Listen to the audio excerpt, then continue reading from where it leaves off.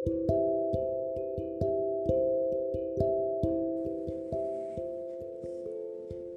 सभी को नमस्कार, नमस्ते, प्रणाम।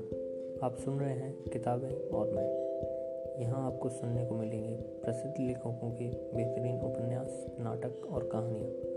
तो बने रहिए मेरे यानी लवेश कुमावत के साथ और सुनते रहिए किताबें और मैं। आज मैं आपको सुनाने जा रहा हूँ मुंशी प्रेमचंद की लिखी कहानी मंदिर। मातृप्रेम। तुझे धन्य है संसार में और कुछ है, मिथ्या है, निसार है। मातृप्रेम ही सत्य है, अक्षय है, अनश्वर है। 3 दिन से सुखिया के मुंह में न अन्न का एक दाना गया था, न पानी की एक बूंद। सामने पुआल पर माता का नन्हा सा लाल पड़ा करा रहा था। आज 3 दिन से उसने आंखें न खोली थी। कभी उसे गोद में उठा लेती, कभी पुआल पर सुला देती। हंसते खेलते बालक को अचानक क्या हो गया यह कोई नहीं बताता। ऐसी दशा में माता को भूख और प्यास कहाँ। एक बार पानी का एक घूंट मुंह में ले लिया था, पर कंठ के नीचे न ले जा सकी। इस दुखिया की विपत्ति का वार पार न था। साल भर के भीतर 2 बालक गंगा की गोद में सौंप चुकी थी। पतिदेव पहले ही सिधार चुके थे। अब उस अभागिनी के जीवन का आधार अवलंब जो कुछ था वही बालक था। हाय, क्या ईश्वर इसे भी उसकी गोद से छीन लेना चाहते हैं? यह कल्पना करते ही माता की आंखों में झरझर आंसू बहने लगते थे। इस बालक को वह एक क्षण के लिए भी अकेला न छोड़ती थी। उसे साथ लेकर घास छीलने जाती, घास बेचने बाजार जाती तो बालक गोद में होता। उसके लिए उसने नन्ही सी खुरपी और नन्ही खांची बनवा दी थी। जियावन माता के साथ घास छीलता और गर्व से कहता, अम्मा हमें भी बड़ी सी खुरपी बनवा दो, हम बहुत सी घास छीलेंगे, तुम द्वारे माची पर बैठी रहना। अम्मा मैं घास बेच लाऊंगा। माँ पूछती, हमारे लिए क्या क्या लाओगे बेटा? जियावन लाल लाल साड़ियों का वादा करता। अपने लिए बहुत सा गुड़ लाना चाहता था। वे भी भोली भाली बातें इस समय याद आकर माता के हृदय को शूल के समान भेद रही थी। जो बालक को देखता वही कहता कि किसी की ठीठ है, पर किसकी ठीठ है? इस विधवा का भी संसार में कोई बैरी है। अगर उसका नाम मालूम हो जाता तो सुखिया जाकर उसके चरणों पर गिर पड़ती और बालक को उसकी गोद में रख देती। पर क्या उसका हृदय दया से न पिघल जाता? पर नाम कोई नहीं बताता। हाय, किससे पूछे, क्या करें? 3 पहर की रात बीत चुकी थी। सुखिया का चिंता व्यथित चंचल मन कोठे कोठे दौड़ रहा था। किस देवी की शरण जाए, किस देवता की मनौती करे। इस सोच में पड़े पड़े उसे एक झपकी आ गई। क्या देखती है कि उसका स्वामी आकर बालक के सिराने खड़ा हो जाता है और बालक के सिर पर हाथ फेर कर कहता है, रो मत सुखिया, तेरा बालक अच्छा हो जाएगा। कल ठाकुर जी की पूजा कर दे, वही तेरे सहायक होंगे। यह कहकर वह चला गया। सुखिया की आंख खुल गई। अवश्य ही उसके पति देव आए थे, इसमें सुखिया की जरा भी संदेह न हुआ। उसने अब भी मेरी सुध है यह सोचकर उसका हृदय आशा से परिप्लावित होगा। पति के प्रति श्रद्धा और प्रेम से उसकी आंखें सजल हो गई। उसने बालक को गोद में उठा लिया और आकाश की ओर ताकती हुई बोली, भगवान मेरा बालक अच्छा हो जाए तो मैं तुम्हारी पूजा करूंगी। अनाथ विधवा पर दया करो। उसी समय जियावन की आंखें खुल गई। उसने पानी मांगा। माता ने दौड़कर कटोरे में पानी लिया और बच्चे को पिला दिया। जियावन ने पानी पीकर कहा, अम्मा रात है कि दिन? सुखिया, अभी तो रात है बेटा, तुम्हारा जी कैसा है? जियावन, अच्छा है अम्मा, अब मैं अच्छा हो गया। सुखिया, तुम्हारे मुंह में घी शक्कर बेटा, भगवान करे तुम जल्दी अच्छे हो जाओ। कुछ खाने को जी चाहता है? जियावन, हाँ अम्मा, थोड़ा सा गुड़ दे दो।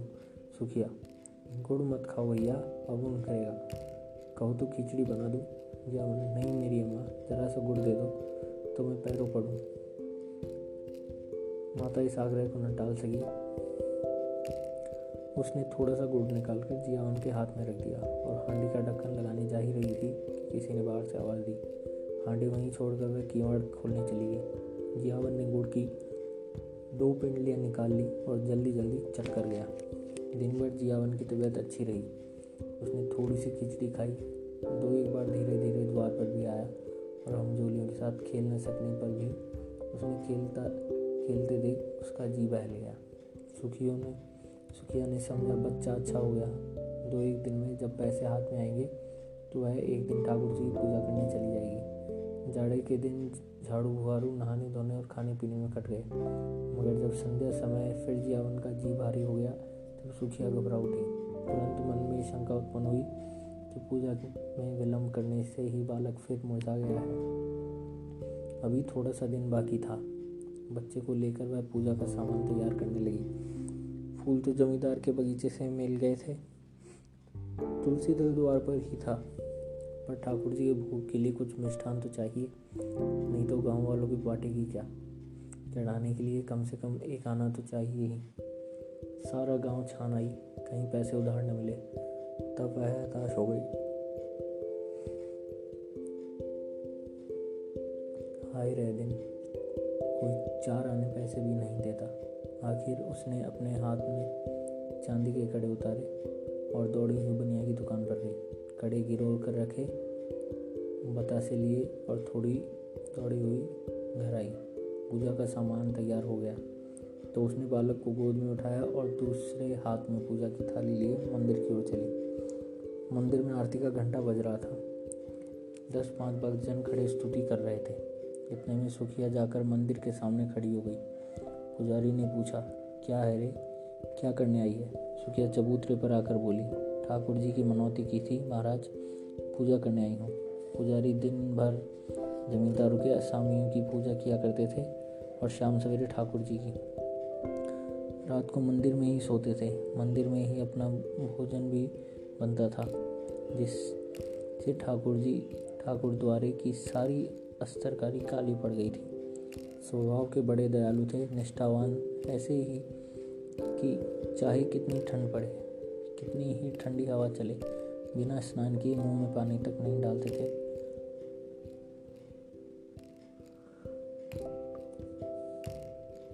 अगर इस पर भी उनके हाथों और पैरों में मैल की मोटी तह जमी हुई थी तो इसमें उनका कोई दोष न था। बोले, क्या भीतर चली आएगी? हो तो चुकी पूजा, यहाँ आकर भरभ्रष्ट करेगी। एक भक्तजन ने कहा, ठाकुर जी को पवित्र करने आई है। सुखिया ने बड़ी दीनता से कहा, ठाकुर जी के चरणों को छूने आई हूँ सरकार, पूजा की सब सामग्री लाई हूँ। पुजारी, कैसी बेसमझी की बातें करती है रे, कुछ पगली तो नहीं हो गई है? भला तू ठाकुर जी को कैसे छुएगी? सुखिया को अपने तक कभी ठाकुर द्वारे आने का अवसर न मिला था। आश्चर्य से बोली, सरकार, वह तो संसार के मालिक हैं, उनके दर्शन से तो पापी भी तर जाता है, मेरे छूने से उन्हें कैसे छूत लग जाएगी? पुजारी, अरे तू चमारिन है कि नहीं रे? सुखिया, तो क्या भगवान ने चमारों को नहीं सृजा है? चमारों का तो भगवान कोई और है। इस बच्चे की मनौती है सरकार। इस पर वही भक्त महोदय जो स्तुति समाप्त कर चुके थे रपट कर बोले, मार के भगा दो चुड़ैल को, भरभ्रष्ट करने आई है, फेंक दो थाली वाली। संसार में आप ही आग लगी हुई है। चमार भी ठाकुर जी की पूजा करने लगेंगे तो पृथ्वी रहेगी सरातल में को चली जाएगी। दूसरे भक्त महाशय बोले, अब बेचारे ठाकुर जी को भी चमारों के हाथ का पूजन करना पड़ेगा। अब प्रलय होने से कुछ कसर नहीं है। ठंड पड़ रही थी, सुखिया कांप रही थी और यह धर्म के ठेकेदार लोग समय की गति पर आलोचनाएं कर रहे थे। बच्चा मारे ठंड के उसकी छाती में घुसा जाता था, किंतु सुखिया वहां से हटने का नाम न लेती थी। ऐसा मालूम होता था कि उसने दोनों पांव भूमि में गड़ गए हैं। रह रहकर उसके हृदय में ऐसा उजागर उठता था कि जाकर ठाकुर जी के चरणों पर गिर पड़े। ठाकुर जी क्या इन्हीं के हैं? हम गरीबों का उनसे कोई नाता नहीं। ये लोग होते कौन है रोकने वाले? पर यह भय होता था कि इन लोगों ने कहीं सचमुच थाली फेंक दी तो क्या करूँगी? दिल में ऐंठ कर रह जाती थी। सहसा उसने एक बात सूझी। वह वहाँ से कुछ दूर जाकर एक वृक्ष के नीचे अंधेरे में छिपकर इन भक्तजनों के जाने की राह देखने लगी। आरती और स्तुति के पश्चात भक्तजन बड़ी देर तक श्रीमद् भागवत का पाठ करते रहे। उधर पुजारी ने चूल्हा जलाया और खाना पकाने लगा। चूल्हे के सामने बैठे हुए हूँ करते जाते और बीच बीच में टिप्पणियाँ भी करते जाते थे। 10 बजे रात तक कथा वार्ता होती रही और सुखिया वृक्ष के नीचे ध्यानावस्था में खड़ी रही। सारे भक्त लोगों ने एक एक करके घर की राह ली। पुजारी जी अकेले रह गए। अब सुखिया आकर मंदिर के बरामदे के सामने खड़ी हो गई, जहाँ पुजारी जी आसन जमैन बटोलिया और शुदा वृद्धक मधुर संगीत सुनने में मग्न थे। पुजारी जी ने आहट पाकर गर्दन उठाई तो सुखिया को खड़ी देखा। चिढ़कर बोले, क्यों रे, तू अभी तक खड़ी है? सुखिया ने थाली जमीन पर रख दी और एक हाथ फैलाकर भिक्षा प्रणाम करती हुई बोली, महाराज जी, मैं अभागिनी हूँ। यही बालक मेरे जीवन का आलम है, मुझ पर दया करो। 3 दिन से इसने सिर नहीं उठाया। तुम्हें बड़ा जस होगा महाराज जी। यह कहते कहते सुखिया रोने लगी। पुजारी जी दयालु तो थे, पर चमारिन को ठाकुर जी के समीप जाने देने का अश्रुतपूर्वक घोर पातक वह कैसे कर सकते थे। न जाने ठाकुर जी इसका क्या दंड दे, आखिर उनसे भी बाल बच्चे हैं। कहीं ठाकुर जी कुपित होकर गांव का सर्वनाश कर दें तो घर पर जाकर भगवान का नाम ले, तेरा बालक अच्छा हो जाएगा। मैं यह तुलसी जल देता हूँ, बच्चे को खिला दे, चरणामृत उसकी आंखों में लगा दे, भगवान चाहेंगे तो सब अच्छा ही होगा। सुखिया ठाकुर जी के चरणों पर गिरने न दोगे महाराज जी, बड़ी दुखिया हूँ। उधार काट कर पूजा की सामग्री जुटाई है। मैंने कल सपना देखा था महाराज जी की ठाकुर जी की पूजा कर, तेरा बालक अच्छा हो जाएगा, तभी दौड़ी आई हूँ। मेरे पास 1 रुपया है, वह मुझसे ले लो, पर मुझे एक क्षण भर ठाकुर जी के चरणों पर गिर लेने दो। इस प्रलोभन ने पंडित जी को एक क्षण के लिए विचलित कर दिया, किंतु मूर्खता के कारण ईश्वर का भय उसके मन में कुछ बाकी था। संभल कर बोले, अरे पगली, ठाकुर जी भक्तों के मन का भाव देखते हैं कि चरण पर गिरना देखते हैं। सुना नहीं है, मन चंगा कटौती में गंगा। मन में भक्ति न हो तो लाख कोई भगवान के चरणों पर गिरे, कुछ न हुआ। मेरे पास एक जंतर है, दाम तो उसका बहुत है, पर तुझे 1 ही रुपये में दूंगा। उसे बच्चे के गले में बांध देना, बस कल बच्चा खेलने लगेगा। सुखिया, ठाकुर जी की पूजा न करने दोगे? पुजारी, तेरे लिए इतनी ही पूजा बहुत है। जो बात कभी नहीं हुई वह आज मैं कर दूं, और गांव पर कोई आफत विपत आ पड़े तो क्या हो, इसे भी तो सोच। तू यह जंतर ले जा, भगवान चाहेंगे तो रात ही भर में बच्चे का क्लेश कट जाएगा। किसी की डीठ पड़ गई है भी तो चौंचाल, मालूम होता है छत्री वंश है। सुखिया, जब से इसे ज्वर है मेरे प्राण नहों में समाये हुए हैं।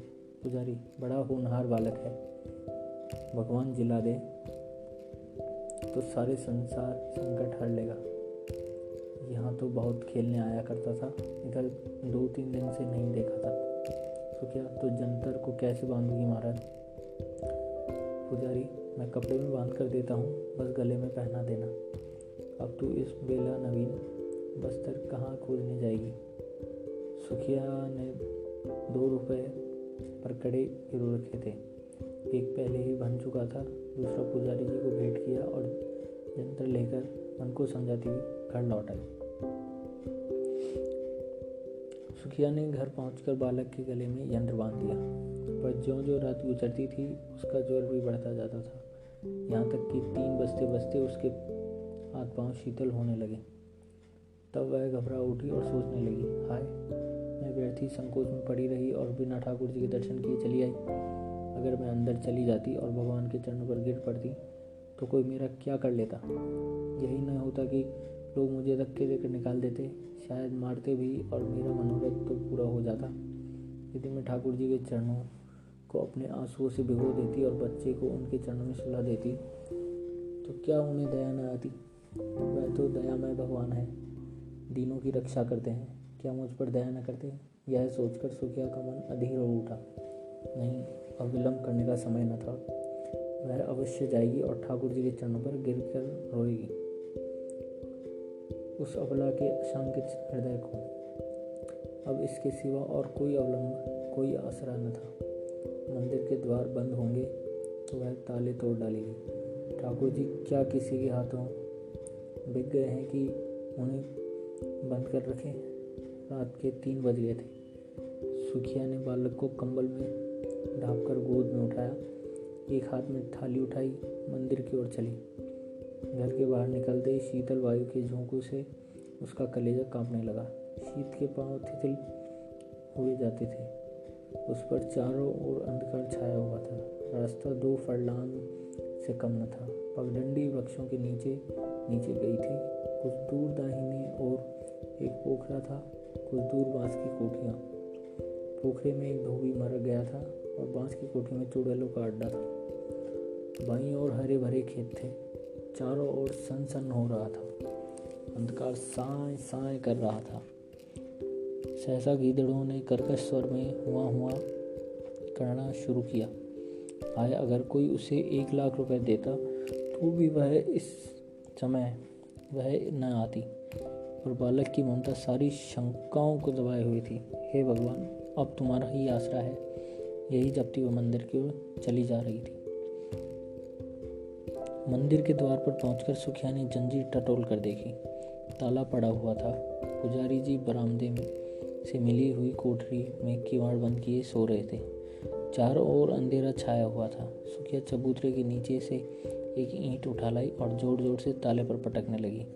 उसके हाथों में न जाने इतनी शक्ति कहाँ से आ गई थी। 2 ही 3 चोट में ताला और ईंट दोनों टूटकर चौखट पर गिर पड़े।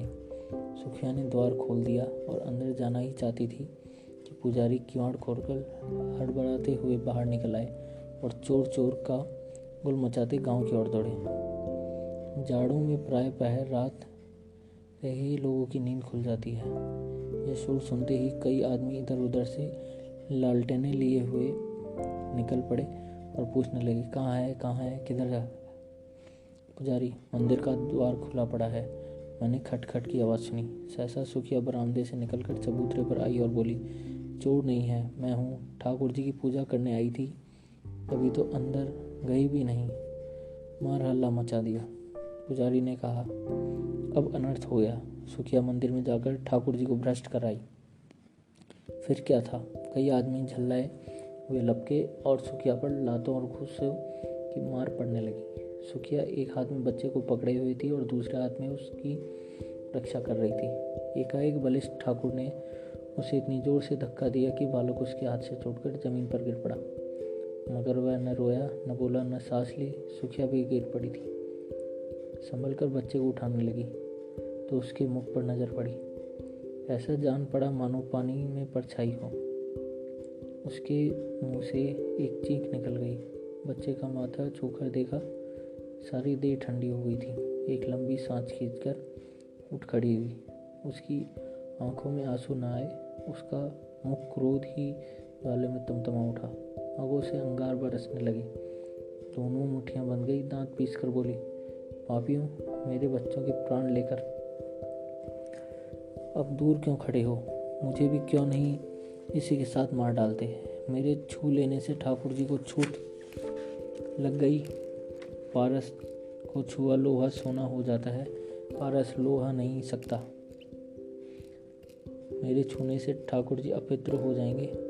मुझे बनाया तो छूत नहीं लगी। लो, अब कभी ठाकुर जी को छूने नहीं आऊँगी। ताले में बंद रखो। पैरा बैठा तो आए, तुम्हें दया छू भी नहीं गई। तुम इतने कठोर हो, बाल बच्चे वाले होकर भी तुम्हें एक अभागिनी माता पर दया न आई। तिस पर धर्म के ठेकेदार बनते हो। तुम सबके सब हत्यारे हो, निपट हत्यारे हो। डरो मत, मैं थाना पुलिस नहीं जाऊंगी। मेरा न्याय भगवान करेंगे। अब उन्हीं के दरबार पर फरियादी करूंगी। किसी ने छू न की, कोई पिनमनाया तक नहीं। पाषाण मूर्तियों की भांति सबके सब सिर झुकाए खड़े रहे। इतनी देर में सारा गांव जमा हो गया। सुखिया ने एक बार फिर बालक के मुंह की ओर देखा। मुंह से निकला, हाय मेरे लल्ला। फिर वह मूर्छित होकर गिर पड़ी। प्राण निकल गए। बच्चे के लिए प्राण दे दिए। माता, तू धन्य है। तुझ जैसी निष्ठा, तुझ जैसी श्रद्धा, तुझ जैसा विश्वास देवताओं को भी दुर्लभ है।